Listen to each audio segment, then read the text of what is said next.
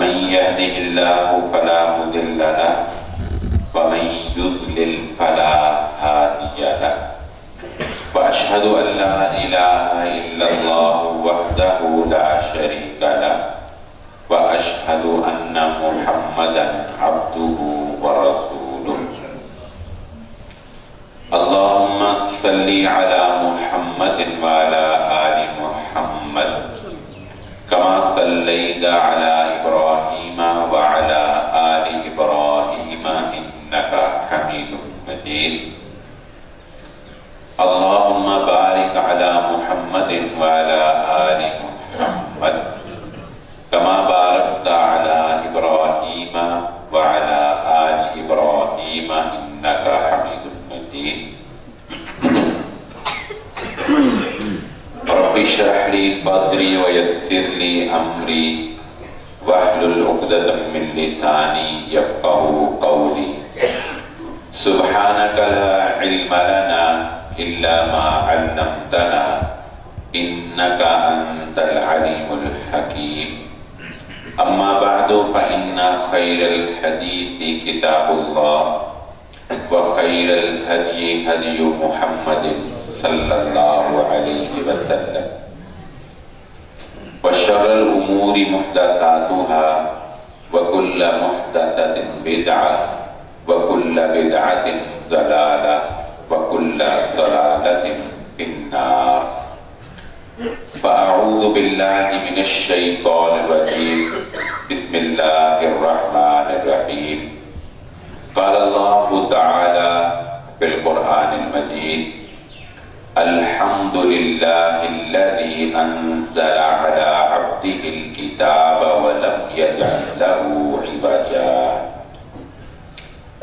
قابل عزت احترام حاضرین مجلس محترم مکرم سامعین کرام، ہر قسم کی تعریفات اس خالق مالک ارض و سماوات کے لیے اور لاکھوں کروڑوں درود و سلام آپ محمد مصطفیٰ صلی اللہ علیہ وآلہ وسلم کی ذات اقدس پر۔ ہماری آج کی گفتگو کا عنوان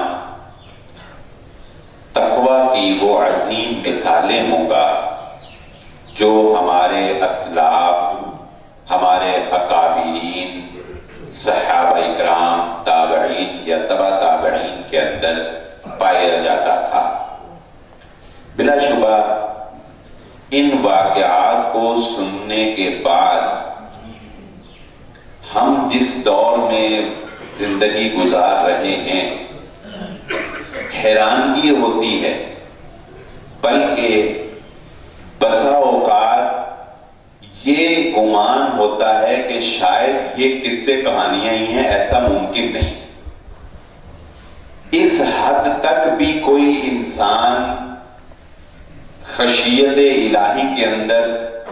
پاک دامنی کے اندر سوچ سکتا ہے؟ جب یہ واقعات ہم سنتے ہیں، پڑھتے ہیں اور اپنے گریبانوں میں جھانکتے ہیں، آج جس پرفتن دور کے اندر ہم وقت گزار رہے ہیں، بہت سے گناہ تو ایسے ہیں جن کو اب ہم گناہ سمجھتے ہی نہیں۔ بہت سے معاملات ہیں جو پہاڑ جتنے سخت ہیں لیکن ہمارے لیے وہ ناک پر مکھی بیٹھنے سے زیادہ اہمیت نہیں رکھتے۔ امام ابو یوسف رحمہ اللہ تعالی یہ خلافت عباسیہ میں خلیفہ ہارون رشید کے دور میں جج تھے، قاضی جسے کہا جاتا تھا۔ ہارون رشید وہ بادشاہ ہے جس نے خلافت عباسیہ میں ایک نام بنایا۔ ویسے تو خلافت عباسیہ میں بہت سے خلفاء ہوئے، لیکن ان میں نمایاں تذکرہ ہمیں ہارون رشید کا ملتا ہے۔ امام ابو یوسف رحمہ اللہ تعالی جو کہ وقت کے قاضی تھے، جب ان کا آخری وقت آیا تو ان کے چہرے کے اوپر ان کے پاس بیٹھے ہوئے افراد نے افسردگی کے جو نشانات، افسردگی کا اظہار ان کے چہرے پر دیکھا۔ تو لوگوں نے جو ان کے گرد و نواح میں ان کے شاگرد بیٹھے تھے اس کو کہا کہ آپ نے ہمیشہ عدل اور انصاف کے مطابق فیصلے دیے ہیں، تو آج آپ کے چہرے پر پریشانی کے یہ آثار کیوں ہیں؟ تو وہ کہنے لگے کہ مجھے اپنی ایک غلطی یاد آ گئی جس کی وجہ سے میرے چہرے پر افسردگی ہے۔ اب وہ غلطی کیا تھی؟ وہ غلطی سوچ کر آج کے وکلاء اور آج کے جج اور آج کے میرے آپ جیسے گناہگار پنچایتوں کے فیصلے کرنے والے پردہ حیرت میں رہ جائیں گے۔ وہ کہتے ہیں کہ ایک دفعہ میرے پاس ایک نصرانی، ایک عیسائی نے خلیفہ ہارون رشید کے خلاف مقدمہ درج کروایا۔ میں نے دونوں کی سماعت کی اور سماعت کرنے کے بعد میں نے خلیفہ ہارون رشید کے خلاف فیصلہ سنا دیا۔ فیصلہ میں نے خلیفہ ہارون رشید کے خلاف ہی سنایا، لیکن میرے دل میں یہ خواہش تھی کہ کاش نصرانی کا دعویٰ جھوٹا ثابت ہو جائے اور ہارون رشید کے حق میں فیصلہ ہو جائے۔ اس خواہش پر آج میں افسردہ ہوں کہ یہ خواہش میرے اندر کیوں پیدا ہوئی۔ ایک لگاؤ تھا نا، فیصلہ صحیح ہی سنایا، بادشاہ وقت کے خلاف ہی سنایا، لیکن کہتے ہیں کہ اس پر بھی آج میں افسردہ ہوں۔ یہ ان کے تقوی کا وہ معیار تھا کہ جو ہم صرف سوچ ہی سکتے ہیں، سمجھ بھی شاید نہیں سکتے۔ آگے چلیے، حضرت عمر ابن خطاب رضی اللہ تعالیٰ عنہ کے پاس شام کے گورنر نے چند مشکیزے، چمڑے کے جو تھیلے اس وقت بنائے جاتے تھے، ان میں تیل جو ہے وہ مسلمانوں کے لیے بھیجا، یہ مالش کرنے کے لیے، لگانے کے لیے تیل ایسا بنا ہوتا ہے کسی بھی برتن کا، وہاں پر رہ گیا۔ تو ان کے بیٹے نے، حضرت عمر ابن خطاب رضی اللہ تعالیٰ عنہ کے بیٹے نے وہ تیل جو ہے وہ وہاں سے ہاتھ کے ساتھ لگا کر تو اپنے سر کو، اپنے بالوں کو لگا لیا۔ حضرت عمر رضی اللہ تعالیٰ عنہ نے دیکھا تو پوچھا کہ بیٹا یہ تم نے تیل کہاں سے لگایا؟ تو اس نے کہا کہ بابا وہ بیت المال میں جو آئل پڑا تھا وہ تھوڑا سا ایسے خالی برتن میں نیچے لگا پڑا تھا، وہ میں نے اپنے بالوں کو لگا لیا۔ حضرت عمر رضی اللہ تعالیٰ عنہ فرمانے لگے بیٹا کل قیامت کے روز عمر اس تیل کا حساب بھی نہیں دے سکتا۔ غصہ آیا اور اپنے بیٹے کو سمجھانے کے لیے حجام کے پاس لے گئے اور اس کے سر کے بال سارے منڈوا دیے۔ حالانکہ بال منڈوانے سے وہ ازالہ نہیں ہوا، لیکن بیٹے کو نصیحت کر دی کہ آج کے بعد تمہیں اس بات کی بھی اجازت نہیں ہے کہ مسلمانوں کے بیت المال میں سے چند قطرے آج ہم پہاڑ بھی ہضم کر کے اور ہمیں افسوس تک نہیں ہوتا، لیکن وہ چند تیل کے قطرے بھی مسلمانوں کے مال میں سے اپنی اولاد پر استعمال کرنے کے لیے روادار نہیں تھے۔ یہ خشیت الہی کی، زہد کی، تقوی کی، ورع کی وہ معراج ہے جو ہمارے اسلاف کے اندر پائی جاتی تھی۔ امام منذر جو کہ جنہوں نے ترغیب و ترہیب، ان کی ایک حدیث کی کتاب ہے، بہت مشہور کتاب ہے یہ الترغیب و ترہیب، حدیث میں بہت پیاری کتاب ہے، جس کے اندر انہوں نے ان احادیث کو جمع کیا ہے جو، جیسا کہ میں نے پچھلے جمعہ بیان کیا، جو رغبت دلانے والی ہیں اعمال پر اور ڈرانے والی ہیں گناہوں سے روکنے کے لیے۔ ان کا واقعہ آتا ہے کہ ایک دفعہ یہ بازار میں جا رہے تھے تو رستے میں چلتے چلتے تھک گئے، تو تھک کر ایک جگہ پر آرام کرنے کے لیے فٹ پاتھ پر بیٹھ گئے۔ تو پاس سے ان کا جب شاگرد گزرا تو اس نے کہا کہ استاد محترم آپ یہاں پر ہی بیٹھ گئے ہیں، وہ سامنے دکان ہے اور اس کے اوپر چبوترا ہے، اس دکان کے چبوترے کا سایہ بنا ہوا ہے، آئیے ہم اس سائے میں جا کر بیٹھ جاتے ہیں تو امام صاحب فرمانے لگے کہ بیٹا وہ دکان بند ہے اور اس کا مالک موجود نہیں ہے، میں اس کی اجازت کے بغیر اس کے چبوترے کے سائے میں بیٹھنا بھی گوارا نہیں کرتا۔ ہیں ایسی مثالیں، یعنی ممکن ہے کہ کوئی انسان اس حد تک بھی سوچ سکتا ہے ایمانداری کے اندر، تقوی کے اندر، پرہیزگاری کے اندر۔ جب مسلمانوں کو فتوحات کا دائرہ کار وسیع ہونے لگا تو صحابہ اکرام نے باہم مشورہ کیا کہ اب چونکہ شام بھی فتح ہو گیا، عراق تک مسلمانوں کی سلطنت پھیل گئی، روم سے جا کر ہماری سرحدیں ملنے لگیں، تو حضرت عمر ابن خطاب رضی اللہ تعالیٰ عنہ کو چاہیے کہ اپنا دربار ذرا سجائیں، 4-5 دربان کھڑے کریں، ذرا لباس جبہ شبہ پہن کر رکھیں، اور جو سفیر آتے ہیں ان کے لیے بھی کوئی دعوت و طعام کا، دسترخوان کا بڑا کوئی اچھا سا اہتمام ہونا چاہیے۔ اب سارے ایک دوسرے سے کہتے ہیں ہونا تو چاہیے لیکن عمر سے کون کہے،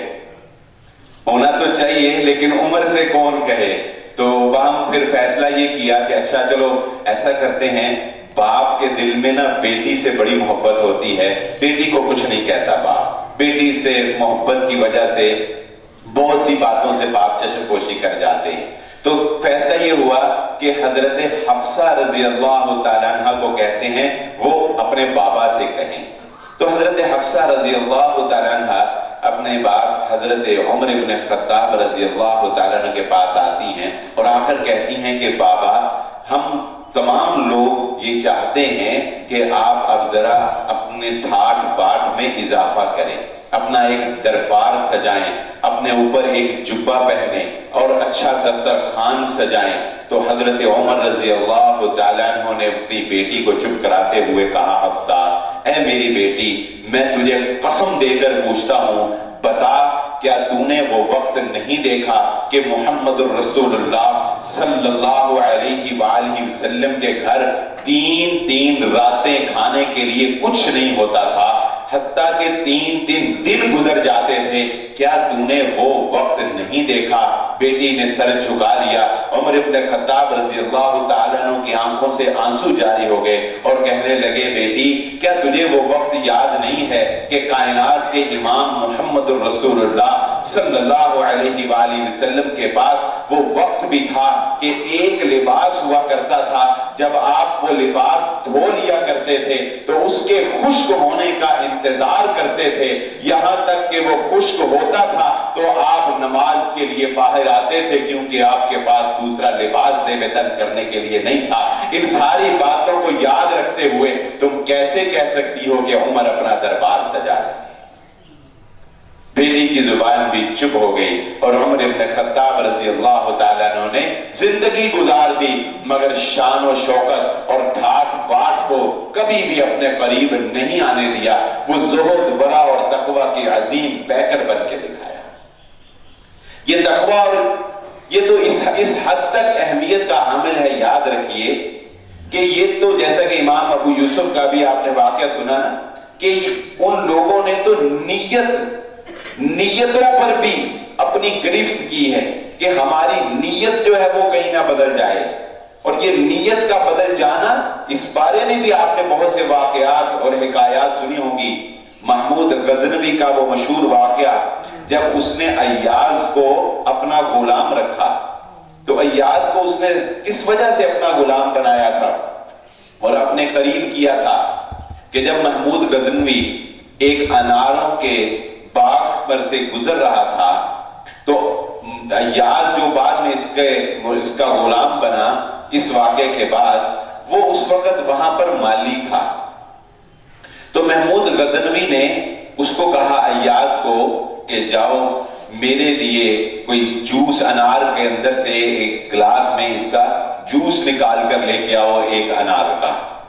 تو ایاز اسی وقت گیا، بادشاہ وقت تھا محمود غزنوی، تو اسی وقت گیا تو اس نے ایک درخت سے انار توڑا اور جو بھی اس وقت طریقہ کار تھا اس نے ایک انار کا جوس نکالا اور نکال کر اس نے ایک گلاس میں ڈالا تو وہ گلاس پورا بھر گیا، اور وہ بھرا ہوا گلاس لا کر جب اس نے محمود غزنوی کے سامنے پیش کیا تو اس نے نوش کیا تو بڑا مزیدار۔ تو محمود غزنوی نے کہا کہ یہ تو بہت لذیذ ہے، جاؤ میرے لیے ایک اور گلاس لے کے آؤ،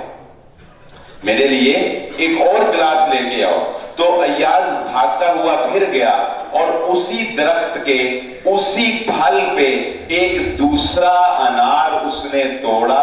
اور اسی طریقے سے اس کو نچوڑا اور اس کا جوس نکال کر اس گلاس میں ڈالا، اور ڈال کر جب محمود غزنوی کے سامنے پیش کیا تو وہ آدھا گلاس تھا، وہ آدھا گلاس تھا۔ تو محمود غزنوی نے ایاز سے کہا یہ کیا مسئلہ ہے، جب پہلے تم لے کر آئے تھے تو پورا گلاس بھرا ہوا تھا، اور اب جب تم نے جوس نکالا تو یہ گلاس آدھا ہے۔ تو ایاز کہنے لگا درخت بھی وہی تھا، باغ بھی وہی ہے، پھل بھی وہی ہے، اسی شاخ پر لگا ہوا دوسرا انار میں نے نچوڑا ہے، اس گلاس کا جوس پورا تھا، اس گلاس کا جوس آدھا ہے، لگتا ہے وقت کے خلیفہ کی نیت میں فرق آ گیا ہے، لگتا ہے وقت کے خلیفہ کی نیت میں فرق آ گیا ہے۔ اور محمود غزنوی کا سر جھک گیا اور اس نے کہا کہ تم نے سچ کہا، میں نے سوچا تھا اس باغ کو کسی طرح اپنے قبضے میں کر لیا جائے، اتنا لذیذ اس کا پھل ہے، اتنا لذیذ اس کے اندر سے مجھے جوس مل رہا ہے، میں سوچ رہا تھا کہ کوئی ایسا ٹیکس لگایا جائے اس پر، کوئی مقدمہ چلایا جائے اس پر، کوئی اس پر لگایا جائے، نیب کو چھوڑا جائے، کچھ کیا جائے اس کے اوپر۔ اور یہ واقعے کے بعد محمود غزنوی نے اس غلام ایاز کو اپنا غلام رکھا تھا۔ تو یہ واقعات کہنے سننے میں ہی صرف نہیں ہے، حقیقت حال بھی ایسے ہے کہ مومن آدمی کا معاملہ اتنا ہی محتاط ہونا چاہیے، اتنا ہی احتیاط والا ہونا چاہیے، اسے اتنا ہی باکردار ہونا چاہیے۔ میں آپ کو موجودہ وقت کے بہت دور کیا جانا عبد المنان نور پوری رحمہ اللہ تعالی کا واقعہ ان کے ایک شاگرد نے جو مجھے سنایا، اخلاق کی اعلیٰ مثال ہے۔ انہوں نے، حالانکہ بیٹی کا معاملہ بڑا نازک ہوتا ہے جیسا کہ میں نے پہلے بھی ذکر کیا، اللہ تعالیٰ سب کی بیٹیوں کے گھر آباد رکھے اور سب کو ان کے گھروں میں خوشیاں نصیب فرما دے۔ ان کی بیٹی کی، انہوں نے اپنی بیٹی کی شادی اپنے شاگرد کے ساتھ کی۔ اتنا ظرف نہیں ہوتا ہے انسانوں میں، سمے کے سمندر نہ کہہ رہا ہے شور دریا سے سمندر کا سکوت، کہہ رہا ہے شور دریا سے سمندر کا سکوت۔ دریا میں بڑا شور ہوتا ہے لیکن سمندر میں شور نہیں ہوتا، اس کا پانی بڑا خاموشی سے چلتا ہے۔ کہہ رہا ہے شور دریا سے سمندر کا سکوت، جتنا جس کا ظرف ہے اتنا وہ خاموش۔ ظرف جن کا اعلیٰ ہوتا ہے وہ خاموش ہوتے ہیں، اور جن کے ظرف نہیں ہوتا وہ شور مچاتے ہیں۔ انہوں نے اپنی بیٹی کی شادی کی، نبھ نہیں سکی، آپس میں نہیں بن سکی، اس شاگرد کی اور ان کی بیٹی کی علیحدگی ہو گئی۔ تو سنہرے حروف سے لکھنے والے ان کے یہ الفاظ ہیں کہ انہوں نے اپنے اس شاگرد کو اپنے پاس بلایا اور اس کو کہا کہ بیٹا،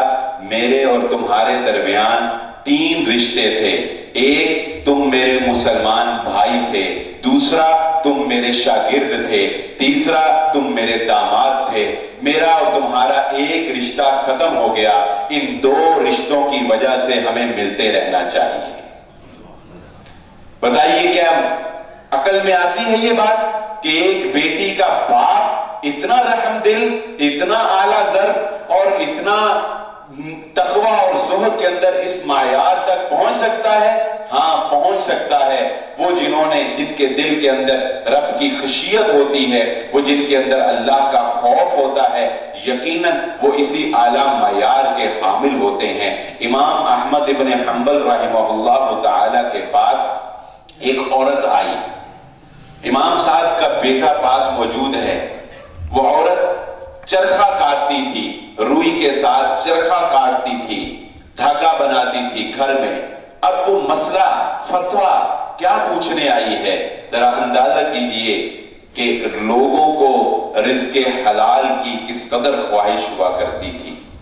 رزق حلال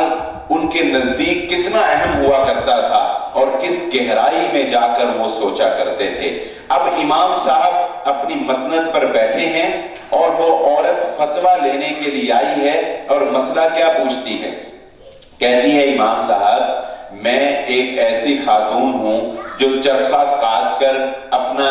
گزارا کرتی ہے، رات کو میں چھت پر بیٹھی ہوئی تھی تو چرخہ کاٹ رہی تھی روئی سے، حتیٰ کہ علاقے کا جو سپاہی تھا اس وقت وہاں پر جو راؤنڈ کر رہا تھا، وہ اس کے ہاتھ میں ایک لالٹین تھی، ایسے اونچی کر کے وہ لالٹین روشنی جو ہے وہ گلی میں لے کر چلتا تھا۔ تو جب وہ میرے گھر کے سامنے سے گزر رہا تھا تو میرے چھت پر روشنی ہو گئی، اور وہاں پر اس کو کسی آدمی نے باتوں کے لیے روک لیا، اس کو کسی آدمی نے باتوں کے لیے روک لیا، تو میں نے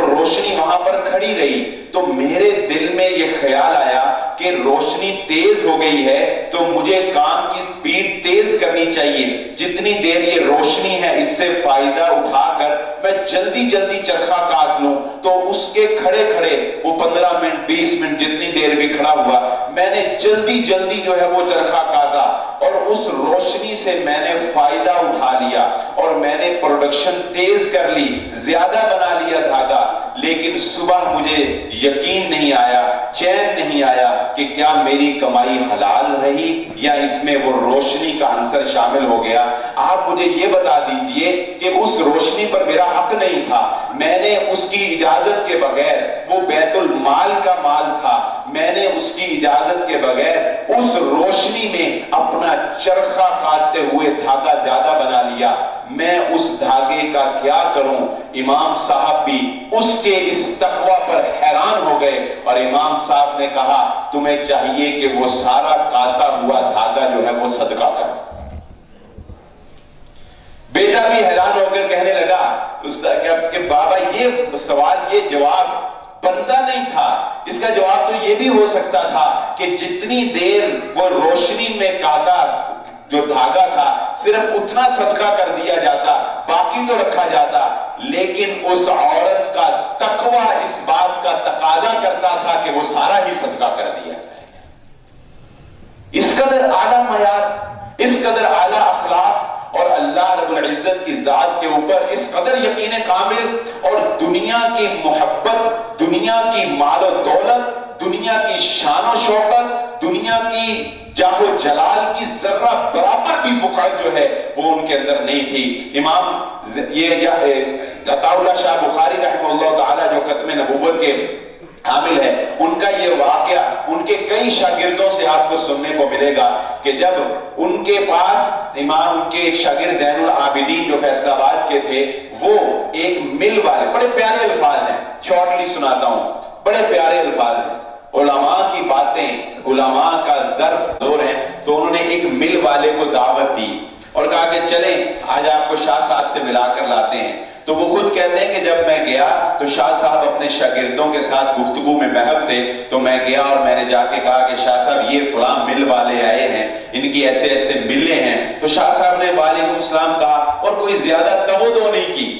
کوئی نہ بڑا اٹھ کے جب بھی ڈالا اچھا اور چھوڑ دو ادھر سارے کو دائیں بائیں ساروں کو چھوڑ دو کہ جی یہ مل والے آ گئے ہیں۔ تو وہ زین العابدین صاحب کہتے ہیں کہ میں نے کچھ دیر دیکھا تو میں نے محسوس کیا کہ شاہ صاحب نے کوئی خاص پروٹوکول نہیں دیا، تو میں نے ان کو کہا کہ شاہ صاحب یہ فلاں، میں نے آپ کو بتا رہا یہ فلاں مل والے ہیں۔ تو شاہ صاحب کہنے لگے زین العابدین ہمارے پاس کسی دل والے کو لے کے آیا کرو، مل والے کی قدر نہیں ہے ہمارے، ہم دل والوں کی قدر کرتے ہیں، جو دل رکھتے ہیں، وہ جو محمد الرسول اللہ صلی اللہ علیہ وآلہ وسلم نے کہا تھا غنا مال کی غنا نہیں ہے، غنا دل کی غنا ہے۔ جو دل سے غنی ہے اصل میں وہ غنی ہے، جو دل کے کمزور ہیں، جو دل کے کمینے ہیں، جو دل کے گھٹیاں ہیں، ان کے پاس کتنا بھی مال آ جائے اللہ رب العزت کی نگاہ کے اندر ان کی کوئی وقعت نہیں۔ مال بری چیز نہیں ہے، مالدار ہونا بری چیز نہیں ہے، مگر گنا ہو تو عثمان جیسی ہو، مگر گنا ہو تو عبد الرحمن ابن عوف جیسی ہو، گنا ہو تو ابو بکر صدیق رضی اللہ تعالیٰ عنہ جیسی ہو۔ عشرہ مبشرہ کے 10 صحابہ اکرام ہیں جن کو رسول اللہ صلی اللہ علیہ وسلم نے جنت کی بشارت دی ہے، 10 کے 10 صحابہ مالدار صحابہ میں شامل ہوتے ہیں، مالدار آدمی تھے، کوئی کمزور لوگ نہیں تھے معاشرے کے، لیکن تقوی کی عظیم مثالیں قائم کر کے دیکھا۔ امام ابو الفتح محمد بن عبد الباقی مسند عراق والے، بہت مشہور امام ہے اپنے وقت کے،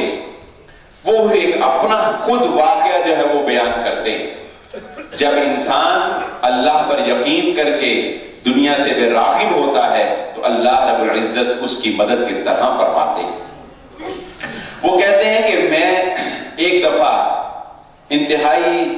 شدید مالی پریشانی کا شکار ہو گیا، حتیٰ کہ فاقے تک نوبت پہنچ گئی۔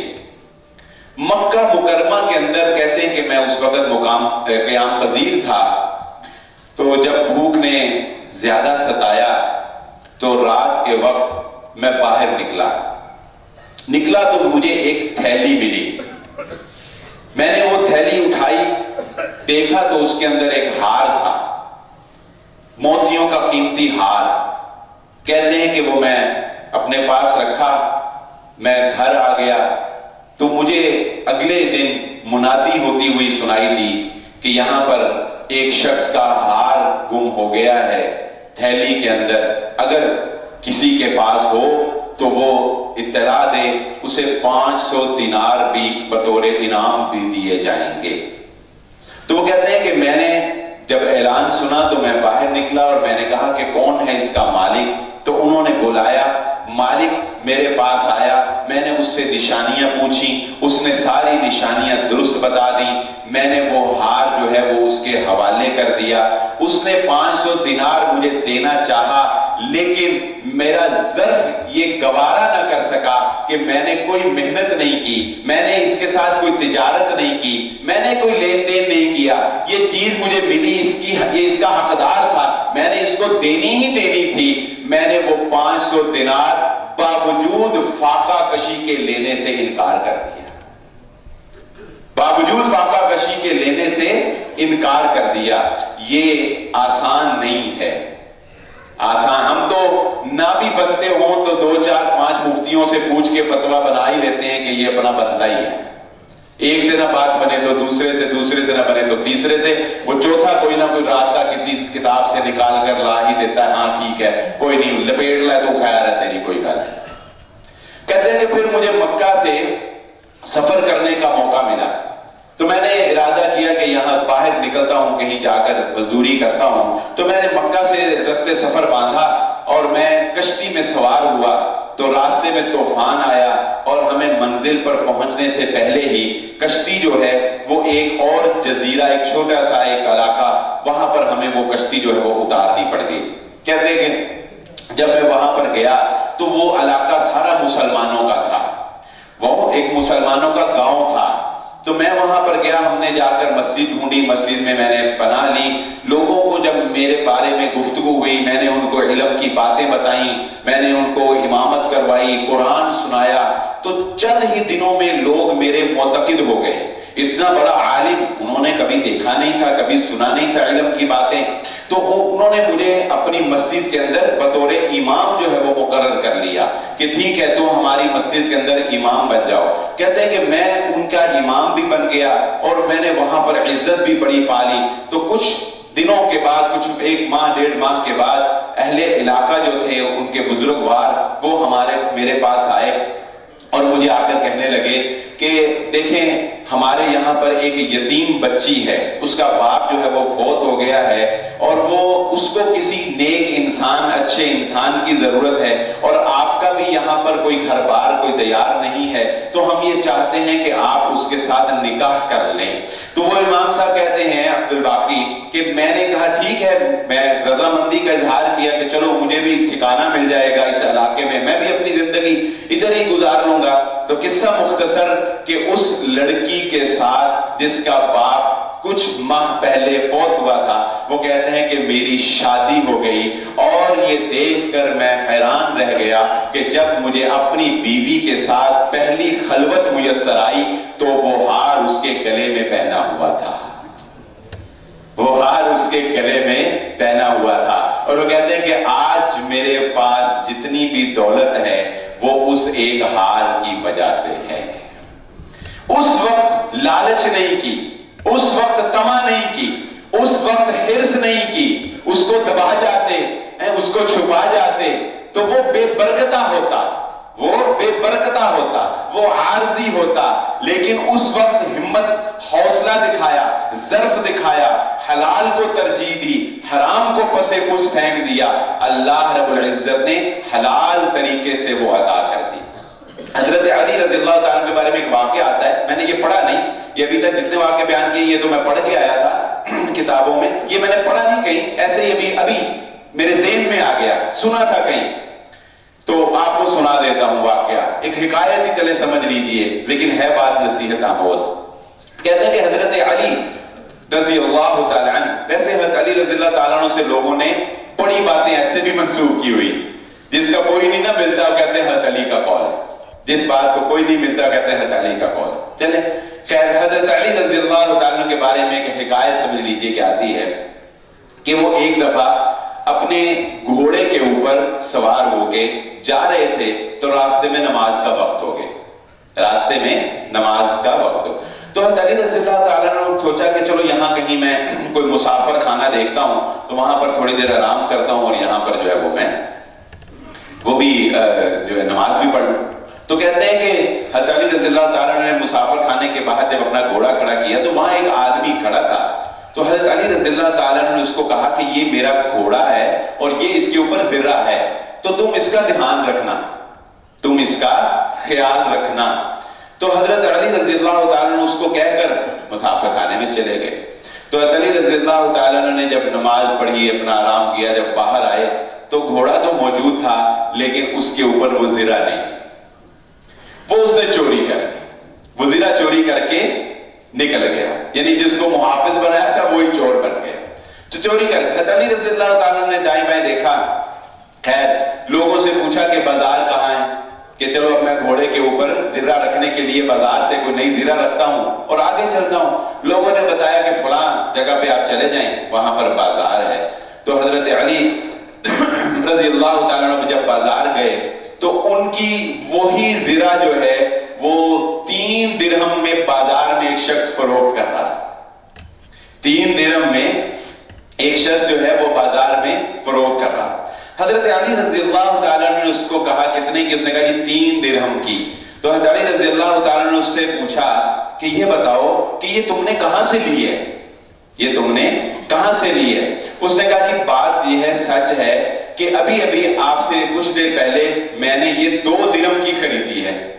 میں نے یہ 2 درہم کی خریدی ہے اور 3 درہم کی یہ میں آپ کو فروخت کر رہا ہوں۔ تو حضرت علی رضی اللہ تعالیٰ نے کہنے لگے کہ بات یہ ہے کہ یہ زرہ میری ہی ہے، یہ اس چور نے چوری کر کے 2 درہم کی آپ کو فروخت کر دی ہے۔ اور حضرت علی رضی اللہ تعالیٰ نے جو بات حیران کر اس کو بتائی ہو گیا، حضرت علی رضی اللہ فرمانے لگے کہ دیکھو جب میں مسافر خانے میں گیا تھا تو میں نے نیت کی تھی کہ جب باہر نکلوں گا تو اس حفاظت کرنے والے کو بطور معاوضہ 2 درہم دوں گا، بطور معاوضہ 2 درہم، کہ چلو میرے کھڑا ہوا ہے کہ دیتے نا 50 روپے 30 روپے گاڑی کا، تو میں نے سوچا تھا کہ اس کو 2 درہم دوں گا، لیکن اس نے لیے 2 ہی، حلال کر کے نہیں لیے، حرام کر کے لے لیے، حرام کر کے لے لیے۔ ملنا وہی ہے انسان کو جو اللہ رب العزت نے اس کے نصیب میں لکھ دیا ہے، نصیب سے زیادہ مل نہیں سکتا، لیکن یہ تمہاری مرضی ہے کہ تم نے زرہ چوری کر کے لینے ہیں یا زرہ کے حفاظت کے انعام میں 2 درہم لینے ہیں، یہ تمہاری مرضی ہے کہ تم نے بطور انعام لینے ہیں، حلال کر کے لینے ہیں یا حرام کر کے لینے ہیں، تم نے اس ہار کو دبا کر مار کر لینے ہیں یا اس عورت تک پہنچ کر اللہ رب العزت نے تمہارا نکاح اس سے کر کے ساری زندگی تمہاری خوشحال کر دینی ہے، یہ فیصلہ تم نے خود کرنا ہے۔ اس لیے